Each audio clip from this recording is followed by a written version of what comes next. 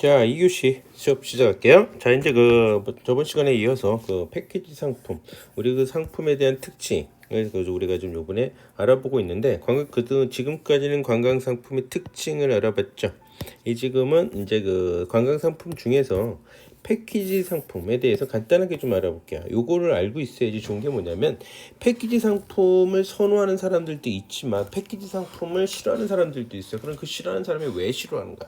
즉 패키지 상품의 단점을 파악해서 우리가 좋은 컨텐츠가 있는데 상품으로서 잘 포장이 못한다면 결국엔 사용 가치가 없는 거죠. 교환 가치가 없는 거예요. 컨텐츠 자체로서는 가치가 높을 수는 있겠지만 상품으로서의 교환 가치와 사용 가치를 갖추지 못한다면 의미가 없다라는 거죠. 그래서 우린 패키지 상품의 어떤 특징도 같이 알아봐야 된다. 자, 대한민국 패키지입니다. 대한민국 패키지. 장점은 뭐예요? 시간과 비용의 절약을 해준다라는 거예요. 이것이 패키지 상품의 가장 큰 좋은 점이잖아요. 원하는 걸 딱딱딱 아이템을 집어넣어줬다라는 거죠. 그거 내가 지금 시간 싸움인 이 현대 시대에 시간과 나의 비용을 줄이는 기회 비용을 준 거죠. 내가 그걸 해야 되는 에너지와 그걸 해야 되는 시간에 그걸 하기 위한 돈을 갖다가 이 비용들을 갖다가 안 들여도 딱 돼 있는 게 있다라면 그걸 선택을 해야죠. 내 마음에 드는 거를. 그래도 그런 장점을 분명히 갖고 있다라는 거죠. 언어 소통도 해결되죠. 안전하죠. 가이드가 있으니까 원스톱 쇼핑이 다 되죠. 즉 원스톱 쇼핑이 다 되는 데기 때문에 비용과 시간의 절감을 누리는 새로운 사람을 만날 수도 있는 이런 찬스도 만들어낼 수 있죠. 그렇죠. 그다음 특별 대우도 받을 수가 있습니다. 약간의 비용을 더 내거나 어떤 그런 기회가 있다. 공급자 입장에서는 소비자 입장에서는 공급자에서는 대량 마케팅이 가능하죠. 한번 만들어 놓으면 그 다음부터 홍보만 쫙쫙 하면 되는 겁니다. 상품 판매 수배가 원활하죠. 정해져 있으니까 딱딱딱딱. 규모의 경제를 추구했어. 대량으로 하니까 대량으로 호텔 사용하고 대량으로 항공을 이용하고 대량으로 차량을 이용한다면 아무래도 원가 코스트가 떨어지는 되게 되겠죠. 많은 거를 갖다가 호텔 같은 많은 좌석을 많은 방을 쓰고 항공사는 많은 좌석을 이용한다면 항공사나 호텔 입장에서는 당연히 가격을 다운시키겠죠. 이 관광 상품의 가장 큰 거는 사실은 뭐냐면 비행기와 더불어서 숙소거든요. 근데 이거를 갖다 대량으로 하다 보면 가격을 다운시킬 수 있다는 장점을 갖고 있죠. 공급자 간의 이제 판매를 아주 극대화시킬 수 있는 공급자와 공급자끼리도 연결해 정형화게 된 상품을 만들어 놨으니까 다른 여행사들이 다른 관광 사업자가 팔기가 좀 편하겠죠. 단점은 뭐냐? 자유관광이 부족해요. 그래서 이제 서서히 나타나는 게 뭐냐면 세미 패키지가 나타나는 거예요. 첫째 날 마지막 날은 관광을 하고 둘째 날은 원하는 목적대로 프로그램을 만들고 젊으면 그 나이대별로 어떻게 해요? 자, 3박 4일 프로그램을 만든다고 칩시다. 3박 4일 프로그램을 만들어요. 그랬을 때 여러분 잘 보세요. 1일차, 4일차는 공항에서 호텔을 왔다 갔다 하는 이런 걸 필요하게 되겠죠. 그렇기 때문에 차량을 제공을 해줍니다. 이거 100%인데 그날은 프로그램을 짜주는 거죠. 2일차, 3일차는 다르게 한다는 거죠. 그 팀이 원하는 무언가의 테마를 가지고 그 프로그램을 짜주고 그 다음에 일부러 저녁 식사 같은 건 빼놓는 거예요. 그 다음에 셋째 날은 아예 어떻게 한다? 프리타임을 넣어주는 거죠. 프리타임 자유롭게 즐기십시오. 이렇게 하기 위해서는 필요한 게 뭐죠? 호텔의 숙소가 어때요?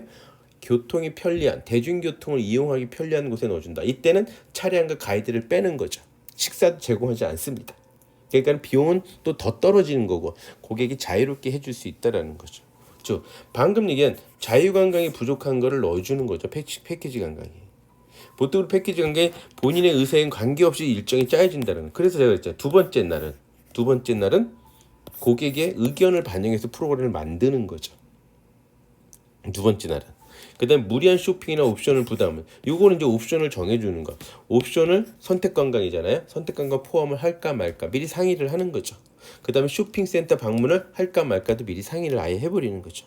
그런데 팁에 대한 부담감도 마찬가지죠. 가이드의 서브를 적게 받았으면 적게 받을수록 우리 팁이 나가는 게 아무래도 적겠죠. 안 나가겠죠. 덜 나가겠죠. 그 다음에 쇼핑도 그렇고 자, 이런 거죠.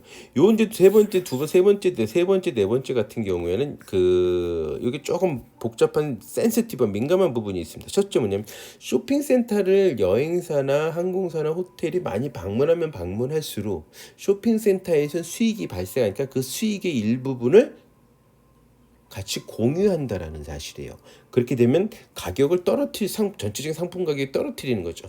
그래서 패키지 상품들의 특징은 쇼핑센터를 많이 가면서 가격을 자꾸 떨어뜨리는 효과를 자꾸 만들어낸다라는 거예요. 무슨 얘기인지 아시겠죠? 그렇기 때문에 아주 민감한 부분이기 때문에 미리 철저하게 고객과의 상의를 한다면 괜찮겠죠? 그다음 단체 관광의 위주의 저가만 나오다 보니까 저품질이 되겠죠. 이건 당연히 하지 말아야 되는 거죠. 저 또한 이런 경험이 있었거든요. 하도 단체 관광을 해서 가격 좀 싸게 해달라 해서 결국에는 아주 시중에 나와 있는 가장 저렴한 품질의 저렴한 조건으로 저렴하게 했어요. 그랬더니 저한테 돌아온 거는 비난의 화살이었습니다. 조사장, 너 이럴 줄 몰랐다. 전 그게 엄청나게 큰 충격이었죠. 그게 한 10년 전 얘기인데 그 다음부터는 전 절대로 품질 떨어뜨리면서 가격을 떨어뜨리는 일은 없었다. 차라리 가격은 떨어뜨려 내가 수익을 안 남기면 안 남겼지. 물론 마이너스는 안 해요. 수익을 아주 적게 보거나 아주 진짜 조금 보면 그래도 품질을 떨어뜨리는 일은 하지 않았다라는 사실이에요. 여튼 그런 거를 우리가 지금 현재 패키지 상품을 단점을 우리가 보완을 해서 낸다라면 패키지도 아주 좋은 상품으로서 나아갈 수 있다. 즉 좋은 컨텐츠를 이용한 세미 패키지 같은 걸 만들어낸다면 오히려 더 좋은 효과를 볼 수 있다라고 보시면 되겠죠. 자, 다음부터 이제 우리가 이제 하나 가볍게 넣고 넘어가야 될 것들이 뭐냐면 일반 상품하고 관광 상품에 구별할 때 관광객들은 어떤 게 다른가 이걸 또 같이 구별하면서 우리가 커버도 해봐야 돼요. 일반 상품은 구매하는 시점과 소비 시점이 간격이 짧아요.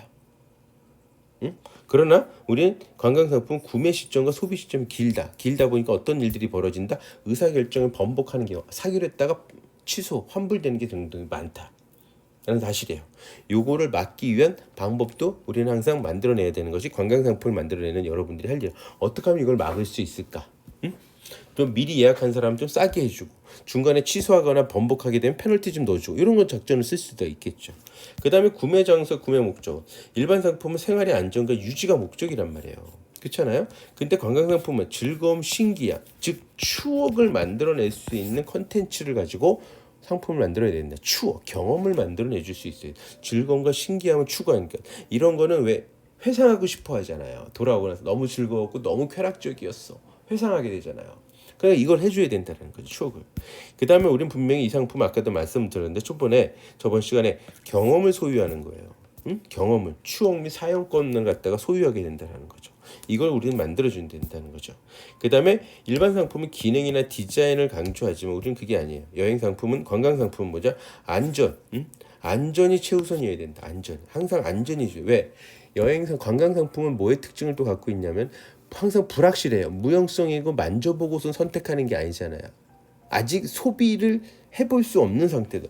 미리 체험을 해볼 수 없는 상태에서 선택하는 거기 때문에 항상 안전, 리스크를 갖다 떨어뜨리는 거가 가장 중요하다. 그러면서 정신적이고 심리적이고 즐거운 걸 강조를 해줘야 되겠죠. 관여도가 되게 높다. 불확실하다 그랬잖아요. 그러다 보니까 어떻게 구전의 활동이 되게 중요하다. 응? 구전의 활동이라는 게 뭔지 아시겠죠? 구전의 활동. 다른 사람의 이야기를 들었는 거예요. 그러니까 홍보죠. 신뢰성이 높은 사람의 이야기를 영향력이 크다라는 거죠. 그래서 이걸 이용한 마케팅을 항상 생각을 해야 돼요. 이 우리가 지금 개발하는 이 관광 콘텐츠를 위한 개발한 상품은 구전의 홍보 방법을 잘 이용해야 된다. 그러려면 어떻게 해야 되겠구나. 이거를 확실하게 하면서 우리가 개선한 상품 개발해야 된다. 그 다음에 이런 상품들의 특징을 가지고 우리는 또 복합적인 이 상품은 여행 상품은 되게 복합적이잖아요. 구매하기 전에도 의사결정을 많이 내리죠. 응? 고민을 많이 합니다. 그 다음에 가서도 또 고민을 해야 돼. 점심엔 저녁엔 뭐 먹을까? 오늘 저녁은 제공 안 받는다는데 뭘 먹어야 되지? 그래서 그런 제공을 쫙 해준 거죠. 우리가 강추도 넣어주고 그러면서 연속적으로 계속 의사결정이 일어나기 때문에 우린 거기에 맞는 상품을 만들어내야 된다라고 보시면 돼요. 이렇게 이제 그런 이 관광 상품을 구매하는 과정에서 특징까지 우리가 파악을 한다면 어떻겠습니까? 우리가 관광 컨텐츠 개발을 통한 상품 개발에 가치를 더 부여해 줄 수 있는 무언지 찾아낼 수 있다라는 거죠. 여행 상품의 구성 요소입니다. 여기 우리가 더 이상 뭐 저기 할 것도 없이 교통 당연하죠. 숙박 당연하죠. 음식, 장보기, 여행 목적지 이게 우리 이제 컨텐츠 어떻게 보면 가장 준 테마가 될 수도 있겠죠. 물론 테마는 이거 갖고도 테마 많이 만들어내요. 리조트, 아름다운 해변의 리조트, 절벽 위의 리조트, 산속 계곡의 리조트 다 다르겠죠. 혹은 펜션, 가족들끼리 놀러 갈 때 이런 숙박, 오히려 또한 미각 여행이라서 음식 갖고 그래서 식빵 TV가 많죠. 아주 그냥 먹방 TV 이런 식으로. 이런 것 쇼핑도 하나의 뭐였죠? 테마가 형성이 돼요. 제가 그거 만들었던 게 뭐였죠? 홍콩의 2박 3일 워킹걸 여성들을 대상으로 가서 겨울에 선탠도 하고 따뜻한 호텔에서 그 수영도 하고 요가도 하고 쇼핑도 하고 이런 것이 이제 테마를 만들어내서 콘텐츠를 만들어낼 수 있다는 거죠. 여행 목적지는 당연 이건 항상 당연한 거고 그거는.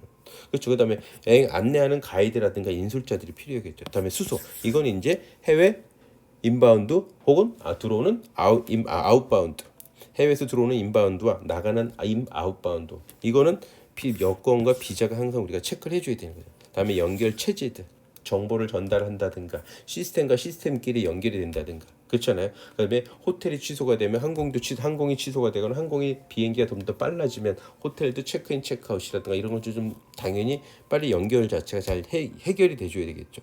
이런 시스템들 단절되지 않게 이런 서비스 구성상 요소들이 서로 잘 링크가 돼 있어야 된다라는 겁니다. 이런 구성 요소를 갖춰야 된다. 자, 관광상품 유형인데 모든 걸 다 포함시키는 이런 것도 우리가 상품 컨텐츠를 고민을 해볼 수 있다라는 거예요. 응? 아예 싹 다 포함을 시켜버려. 특히 이런 리조트들이 되게 많아요. 이 클럽메드 같은 리조트들은.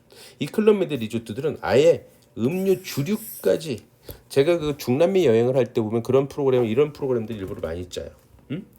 중남미 여행을 다니면서 내내 고생 많이 합니다. 고산증이며 해발 더군다나 지구에서 가장 높은 호수인 티티카카 호수, 페루의 어떤 신성시대에 있는 푸노라는 마을이 같이 있는 그 티티카카 호수에 있는 마을, 그다음에 그 섬에 있는 우로스 섬 같은데 관광을 제가 다녀오게 되면 그런 식으로 이렇게 다녀오게 되면 완전히 고산증에 지칩니다. 다음에 페루의 마추픽추. 그 다음에 뭐 돌아다니는 비행기도 되게 많아요. 중남미는 길게 가면 한 20일 이상씩 가시니까 짧게 가도 열흘 이상 보름 이상 가시. 그러면 지치게 되면 맨 마지막에 이렇게 올 인클루시브 모든 걸 다 싹 포함되는 리조트를 꼭 저는 집어넣어요. 거기서 투숙가서 완전히 2박 이상 푹 쉬게 해드리는 거죠. 그러면 즐거운 추억만 남고 귀국을 하게 해드리는 거죠. 이런 식으로 해야 돼. 다음에 이제 에스코트가 따라가느냐 안 따라가느냐. 인솔자가 따라가는 투어를 우리가 상품을 만들어낼 수도 있고 인솔자를 빼는 경우도 있겠죠. 그거는 우리가 상품을 만들어낼 때 미리 감안을 해야 된다는 거죠. 에스코트를 넣을까 말까. 이 에스코트라는 것은 한국에서부터 따라가는 거예요. 한국에서 인천공항에서 같이 출발해서 돌아올 때까지. 이 인솔자가 계속 따라다니느냐 아니냐. 우리가 상품 콘텐츠를 가지고 개발을 할 때 이거를 감안해서 왜? 요거는 원가 상승률의 직접적인 요인이거든요. 그렇지만 일반 소비자들은 프라이스가 상당히 상품을 구매하는 데 있어서 선택 요인에 영향력이 있는 것이 바로 프라이스 가격이잖아요. 그래서 가격 정책이 되게 예민하잖아요. 그렇기 때문에 에스코트가 과연 필요한 품격인지 아니면 그 지역이 꼭 에스코트나 가이드의 통역 같은 안내가 필요한 곳인지 그걸 우리가 항상 감안해야 된다는 거죠. 그다음에 이제 항공 렌터카만 하는 패키지가 있을 수가 있겠죠. 아예 항공하고 렌터카만 하는 거죠. 항공하고 지금 최근에 가장 많이 한 10년 전부터죠. 한 10년 전부터 제주도 여행에 그건 상품이 많이 팔려요. 항공하고 렌터카하고 호텔만. 항공 렌터카 호텔. 나머지는 자유롭게 다니는 거죠. 완전히 반자유여행 스타일. 그래서 항공 이런 그다음에 항공과 크루즈 같은 그런 패키지로서 상품을 만드느냐입니다. 지금 보게 되면 모든 것을 포함을 시켜준다. 에스코트가 들어가느냐 안 들어가느냐, 아니면 아예 이동하는 것만 해주냐, 아니면 이동 플러스 잠자는 것만 해주느냐, 이런 것도 우리가 컨텐츠를 가지고 상품을 만들어낼 때 우리가 고려를 해야 된다라는 사실이에요. 그래서 포함 여부도 잘 고민을 해야 된다. 관광상품 우리가 만들어낼 때 아셨죠? 자, 다음은 마찬가지로 이제 항공 철도도 그렇고 이제 숙박 패키지도 우리가 알아줘야 되는데 요건 여러분들이 상품 콘텐츠를 개발할 때 숙소가 되게 중요하잖아요. 근데 이 숙박은 보게 되면 객실에다가 삼식을 다 일포괄시켜서 판매하는 리조트들이 있다. 아까 얘기했던 클럽메드 같은 경우에요. 클럽메드는 프랑스의 아주 유명한 고품격을 갖다 지향하고 있는 리조트인데 아예 객실 하룻밤을 자게 되면 아침, 점심, 저녁을 다 먹게 하는 거예요. 그래서 2박을 그걸 무조건 먹게 한다라는 거죠. 이게 이런 플랜이 있습니다. 풀보드 풀펜션이라 그러거든요. 그래서 이렇게 이런 것이 있다. 그것도 감안해야 되고. 이걸 수정을 시키면 아침과 점심만. 왜? 아침과 저녁만. 점심까지 하게 되니까 밖에 나서 관광을 못 하지 않냐. 그래가지고 요거는 이제 도심지 이런 데서는 점심을 빼기 시작을 했어요. 그렇지만 리조트 완전히 바닷가에 있거나 아니면 그 리조트 자체가 가지고 있는 자기네가 가지고 있는 그 테마파크가 있잖아요. 그 클럽메드라든가 퍼시픽 아일랜드 그 괌이나 사이판에 보게 되면 워터파크를 가지고 있는 리조트들이 있다라는 거죠. 그러면 너네들은 우리 호텔에서 바다에서도 놀고 호텔의 워터파크에서 같이 연계돼 가지고 같이 붙어 있는 거. 하루 종일 여기서 놀 수 있기 때문에 아침, 점심, 저녁을 다 이렇게 하지만은 그럴 때는 이제 보통 삼식을 많이 강요를 합니다. 특히 일본의 료칸 같은 경우도 그런 경우가 있고요.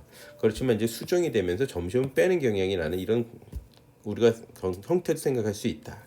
아니면 이제 아침만 어떤 때는 도시에 있는 어떤 호텔들은 아예 아침도 빼버려요. 아 귀찮아 아침 안 해줄래 대신 좀 더 싸게 할게. 그래서 객실만 하는 경우도 있다는 거죠. 아침을 빼버리는 게 그거 나쁜 건 아니에요. 직원 안 써도 되죠. 차라리 그 공간에 방을 더 만들어낸다든가 아니면 컨벤션 같은 국제회의나 이벤트를 할 수 있는 공간을 만들어도 팔 수도 있다라는 거죠. 무조건 다 넣을 수는 없다라는 거죠. 누지 않아도 된다라는 거예요. 이런 식으로 호텔을 갖다 운영하는 거를 우리가 감안해서 우리가 생각을 해줘야 되는 거예요. 그다음에 항공하고 숙박만 해주는 거죠. 딴 거 필요 없어. 그냥 항공하고 숙박 나머지는 대중교통 알아서 이용해. 이런 식으로 우리가 상품을 만들어내는 유형도 되게 많이 나올 수 있다는 걸 항상 감안하시기 바라겠습니다. 다음은 이제 그 유통 체계예요. 보통 어떤 제품과 서비스 유통 단계를 아는 것은 뭐다? 원가를 낮출 수 있고 비용 절감을 거칠 수 있고요. 서비스 질을 끌어올릴 수도 있다라는 거죠. 차라리 원가 중간 구간 한 단계를 즉 꼭 도매에서 소매로 넘어오고 중간 도매상 먼 도매상 뭐 이런 식으로 하게 되면 자꾸만 다 거기 조금씩 마진을 수익을 붙이다 보니까 자꾸 비용이 상승하잖아요. 그럼 그걸 중간에 그렇게 유통체계 제대로 한다면 없애버리고 차라리 수익을 끌어올리는 방법도 있고 아니면 수익을 그리고 나서 아예 가격을 낮추는 방법도 있겠죠. 아니면 가격을 안 낮추고 서비스 질을 끌어올려서 고객 만족을 유도할 수도 있다는 거죠. 그래서 우리는 유통을 잘 알아줘야 되는 거예요. 일반적으로 유통은 이렇게 이루어져요. 공급자부터 여행자가 바로 연결되는 제 1단계. 두 번째 단계는 뭐죠? 공급자에서 여행 소매업자가 바로 이 공급자하고 연결이 돼서 여행자한테 전달하는 단계. 아니면 아예 여행 도매업자가 된 거죠. 이 여행 도매업자는 일반적으로 소비자들한테 바로 판매 잘 안 하지만 최근 들어서 판매도 많이 늘어나기 시작을 했어요. 원래 하나투어 모두투어는 그렇게 행사를 진행을 했었던 거였죠. 처음엔 그래서 하나투어 모두투어는 광고를 안 했어요. 그러다가 어느 날 또 광고를 하기 시작해서 소비자들한테 진짜 판매가 이루어지기도 했었죠. 그 다음은 아예 이제 지상수배업자들이 있어요. 하나의 여행 도매업자 같은 일들을 해줘요. 주로 거의 이 사람들은 광고를 진짜 안 합니다. 거의 이렇게 직접 하는 일들은 아주 극히 일부분 그냥 아는 사람들. 그래서 이 공급자한테 바로 지상수배업자는 대부분 이 사무실이 이쪽에 있습니다. 그 나라의 그 지역 쪽에 있어요. 그래서 소매업자한테 바로 연결돼서 고객한테 갈 수 있는 이런 루팅을 갖고 있는 걸 갖고 있죠. 그래서 저 같은 게 여행 소매업자잖아요. 저는 그래서 이쪽은 잘 라인을 이용을 안 해요. 이건 특별히 차라리 이쪽 라인을 이용하는 거죠. 이쪽이 더 전문가니까 이 지역에 대해서는 그렇겠죠. 그쪽에 있는 사무실이니까 그 지역에 있는 사무실이니까. 그래서 저 같은 경우는 2단계를 많이 이용하는 편이고요. 가끔씩은 2단계로서 많이 들어간다. 왜? 무조건 이 사람이 그 현장의 A라는 지역을 다 무조건 100% 알 수는 없는 거기 때문에. 그렇기 때문에 이 라인도 같이 공용을 한다라는 사실이죠. 그런 식으로 해서 유통을 하게 된다라고 보시면 되겠죠. 여기 이제 특별 유통 경로가 있어요. 특별 유통 경로는 뭐냐면 홈쇼핑. 그다음에 쿠팡 같은 거. 11번가. 이건 오픈 쇼핑이잖아요. 오픈 마켓이에요. 오픈 마켓. 이 쿠팡이라 소셜 마켓. 그다음에 오픈 마켓. G20. 이런 것이 또한 저기 하다라는 거죠. 근데 여기서 제가 이제 잠깐 기사를 이용해서 홈쇼핑이 과연 얼마나 효과가 있는가. 사실 홈쇼핑 효과 되게 좋습니다. 근데 마이너스 판매들이 급증되면서 안 좋은 점도 되게 많아요. 예전에는 한번 광고를 나가면 1만 콜 전화가 100번 만약에 10,000번이 온다라는 거예요. 10,000번이 왔었죠. 그래서 적어도 7,000, 8,000번의 전화가 왔는데 이제는 그게 8,000 정도로 떨어졌다라는 거죠. 그래서 홈쇼핑의 의존도가 높았던 여행사들이 서서히 타격을 좀 입는 상태이다라고 보는 게 2018년도 7월 즉 코로나가 오기 직전이었다라는 거죠. 그래서 홈쇼핑을 상당히 좀 조심스러워했던 시기가 도래되고 있었던, 그래서 예약률도 뚝 떨어지기 때문에 상당히 안 좋은 거죠. 그래서 홈쇼핑에서 그러한 일들이 발생이 되기 때문에 위험이 되게 커지고 있었던 거다. 이거 하는 이제 채널인데 그 홈쇼핑이 상당히 영향력이 있었다 한때는. 그러나 이젠 떨어지게 돼 있고요. 일본이라는 곳도 마찬가지 그랬었다가 이젠 홈쇼핑을 갖다가 잘 안 하는 경향이 나타나기 시작을 했었다라는 거예요. 그래서 홈쇼핑에 너무 의존하는 건 좋지 않다. 그 이유는 뭐냐? 홈쇼핑에 의존하는 건 뭐냐? 그거를 제가 알려드리면, 일단은 홈쇼핑 하면 약 7%의 성공률이 보여요. 7%. 수익률이 7%라는 거죠. 그 정도만 보면 된다라는 거죠. 그래서 그러한 것을 봤을 때 우리가 과연 정말 괜찮은가? 마진이 거의 남지 않는 걸로 밝혀졌다는 거예요. 왜? 자, 보세요. 이제 그걸 알려드릴게. 자, 홈쇼핑이 지급하는 금액이 3천에서 6천만 원을 지급을 한다. 홈쇼핑에 1회를 방문하는 경우 대략 1억 4천만의 매출을 올려요. 근데 3천에서 6천만 원을 갖다 줘야 돼. 그럼 뭐야? 그리고 나서 판매된 매출의 9%를 또 홈쇼핑이 줘야 돼. 그러면 마진이 없는 거예요. 아까 마진 7%라 그랬잖아. 그럼 그게 아까 맨 처음에 그랬죠. 마이너스 행사하는 경우도 종종 있더라는 사실이죠. 그래서 이런 걸 많이 이제는 피하는 경향도 없지 않아 있다라는 거죠. 그래서 홈쇼핑을 의뢰하는 이 채널을 많이, 홈 채널 중에 영향력이 컸던 게 바로 홈쇼핑이었지만은 막상 뚜껑을 열어보니 별로 남는 것이 없더라. 뭐만 좋은 일 해줬다? 홈쇼핑 업체만 좋은 일 해줬다라는 걸 우리가 느낄 수도 있다라는 거죠. 그렇죠. 그래서 그런 것들 때문에 일본에서도 사실 좀 피하고 있다라고 보시죠. 그렇지만 나름 이래서 여행사들은 그래도 방금까지 제가 분석을 한 거라면 포기를 할 만한데 포기하지 않는 이유들이 있다. 그 이유는 뭐냐? 볼륨 인센티브라는 게 있어요. 그 다음에 관광청이나 항공사와 관계 지원금이라는 게 있습니다. 뭐냐? 항공권만 판매를 합니다. 그 항공권에서 지금 현재 그 나중에 원가 계산을 할 때 여러분들한테 말씀드릴 적이 다시 한번 어떤 언급할 기회가 있을 건데요. 예전에는 항공사하고 여행사 간에 항공사하고 여행 업체 간에 뭘 했었냐면 9% 마진을 줬어요. 내가 100만 원짜리 항공권을 팔면 9만 원을 줬거든. 그럼 내가 1년에 100억 원치 항공권을 팔면 얼마를 나한테 주는 거예요? 9억을 나한테 주는 거예요. 나쁘지 않죠? 판매하고 주면 되니까. 근데 이게 없어졌어요. 여행사가 이제 알아서 마진을 붙여라 라고 된 거죠. 여행사가 알아서. 그래가지고 여행업계가 막 데모 아닌 데모를 했습니다. 그랬더니 항공사에서 뭘 주기로 했냐? 볼륨 인센티브. 요거는 이제 하나의 마케팅 지원하는 비용 같은 걸로 해요. 그런 커미션은 없지만 이제는 1,000만 원을 팔면 10만 원 줄게. 1% 정도. 그래서 100억을 팔면 1억 줄게. 마케팅 할 때 써. 상품 제작할 때 홍보할 때 써. 이렇게 되는 거죠. 그리고 관광청이나 항공사 간의 또 어떤 그 지역에서 많이 손님을 보내줬다기 때문에 지원금을 주기도 한다라는 거죠. 이런 걸 적절하게 이용하는 거죠. 우리나라 국내 지역 지방 있는 그 자치단체들이 그런 거 많이 해요. 내가 만약에 전라도 영암에다가 손님을 10,000명을 보냈다. 그래서 10,000명이 호텔에서 잤다. 그럼 1인당 1,000원씩. 식사까지 했다. 그럼 1인당 2,000원씩 돌려받는 거야. 마케팅 비용으로 지원. 이건 우리나라만 있지 않아요. 우리나라만 있지도 않고 일본에도 마찬가지예요. 근데 일본은 어떤 식으로 우리가 진행을 했었냐면, 제가 후쿠오카 온천 관광에 대해서 기사 겸 광고를 쫙 여행신문에다 냅니다. 그리고 그 여행신문 낸 거를 가지고 근거 자료를 해서 일본 지방자치단체도 보내드리면 거기서 약 500만 원 정도의 마케팅 비용을 주기도 해요. 그런 걸 받아서 쓴다는 거죠. 그러니까 여행사들은 결국엔 뭐예요?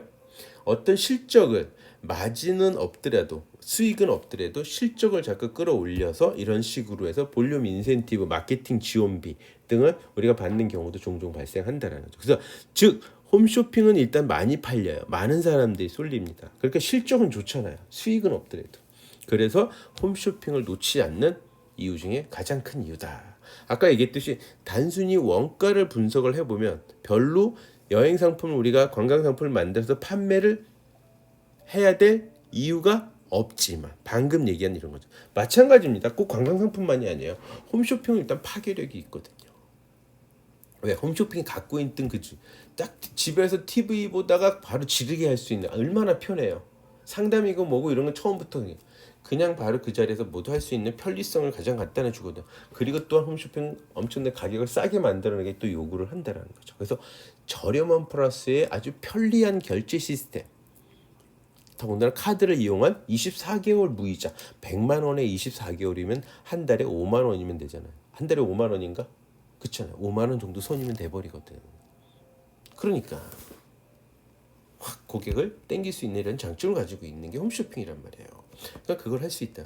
더군다나 홈쇼핑은 제가 항상 얘기하지만은 VVIP 고객은 누구다? VVIP는 고등학생, 중고등학생이 없는 가정의 누구? 어머니들. 즉 50대, 60대 할아버지 어머니들이 가장 파괴력이 있는 VVIP 고객들이다. 경제적인 여유 있잖아요. 시간적인 여유 있습니다. 자식들이 됐던 가족들이 회사를 가든 학교를 가든 다 나가고 나면 그때 TV 홈쇼핑은 바로 그냥 쫙 터지기 시작을 합니다. 청소하고 뭐하고 나고. 그래서 상당한 그 파괴력을 가지고 있는 업체다라고 보시면 되는데 이런 이유들이 있다라고 여러분들 보시면 될 것 같아요. 자, 그래서 이런 것이 있지만은 그래도 하도 저기 하니까 인식은 살살 좀 바뀌고 있다라는 정도만 여러분 아시면 될 것 같아요. 특별히 그런 건 없고요. 자, 넘어가겠습니다.